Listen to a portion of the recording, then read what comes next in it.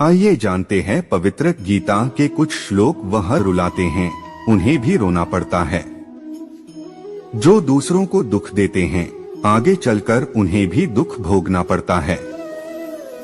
श्री कृष्ण कहते हैं कि केवल डरपोक और कमजोर ही चीजों को भाग्य पर छोड़ते हैं, लेकिन जो मजबूत और खुद पर भरोसा करने वाले होते हैं, वे कभी भी नियति या भाग्य पर निर्भर नहीं करते। गीता के अनुसार सिर्फ दिखावे के लिए अच्छा मत बनो। वो परमात्मा आपको बाहर से नहीं बल्कि भीतर से भी जानता है।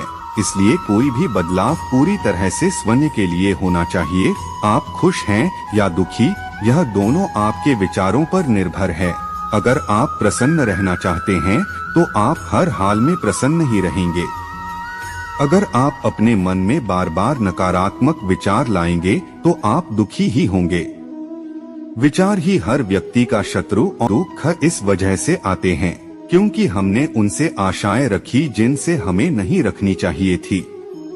मैं ही इस सृष्टि की रचना करता हूँ, मैं ही इसका पालन पोषण करता हूँ। हमारी आस्था की परीक्षा तब होती है जब हम जो चाहे वो न मिले और फिर भी हमारे दिल से प्रभु के लिए शुक्रिया ही निकले।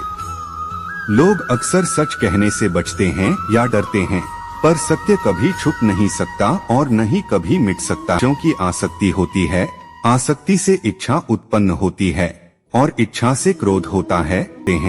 उस इंसान का मंजिल से भटक जाना तय है। जिंदगी में सब कुछ होना जैसा कुछ भी नहीं होता। हमेशा एक नई शुरुआत हमारा इंतजार कर रही होती है। भगवान श्री कृष्ण अर्जुन से कहना चाहते हैं कि मनुष्य को बिना फल की इच्छा से अपने कर्तव्यों का पालन पूरी निष्ठा व ईमानदारी से करना चाहिए। यदि कर्म करते समय फल की इच्छा मन में होगी तो आप पूर्ण निष्ठा से साथ वह कर्म नहीं कर पाओगे। निष्काम कर्म ही सर्वश्रेष्ठ परिणाम देता है। इसलिए बिना किसी फल की इच्छा से मन लगाकर अपना काम करते रहो। फल देना न देना व कितना देना, ये सभी बातें परमात्मा पर छोड़ दो, क्योंकि परमात्मा ही सभी का पालन करता है। व्यक्ति के जीवन में महत्व। धर्म का अर्थ होता है कर्तव्य। धर्म के नाम पर हम अक्सर सिर्फ कर्मकांड, पूजा पाठ, तीर्थ मंदिरों तक सीमित रह जाते हैं। हमारे ग्रंथों ने कर्तव्य को ही धर्म कहा है।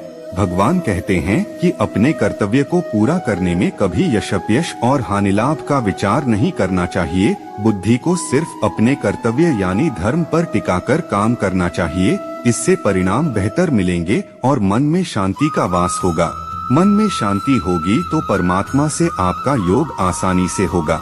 आज का युवा अपने कर्तव्यों में फायदे और नुकसान का नापतोल पहले करता है, फिर उस कर्तव्य को पूरा करने के बारे में सोचता है। उस काम से तात्कालिक नुकसान देखने पर कई बार उसे टाल देते हैं और बाद में उससे ज्यादा हानि उठाते हैं। योग रहित पुरुष में निश्चय करने की बुद्धि नहीं होती और उसके मन में भावना भी नहीं होती। ऐसे भावना रहित पुरुष को शांति नहीं मिलती और जिसे शांति नहीं, उसे सुख कहाँ से मिलेगा। हे अर्जुन, जो मनुष्य मुझे जिस प्रकार भजता है यानी जिस इच्छा से मेरा स्मरण करता है, उसी के अनुरूप मैं उसे फल प्रदान करता हूँ। सभी लोग सब प्रकार से मेरे ही मार्ग का अनुसरण करते हैं। भगवान श्री कृष्ण बता रहे हैं कि संसार में जो मनुष्य जैसा व्यवहार दूसरों के प्रति करता है, दूसरे भी उसी प्रकार का व्यवहार उसके साथ करते हैं। उदाहरण के तौर पर जो लोग भगवान का स्मरण मोक्ष प्राप्ति के लिए करते हैं, उन्हें मोक्ष की प्राप्ति होती है।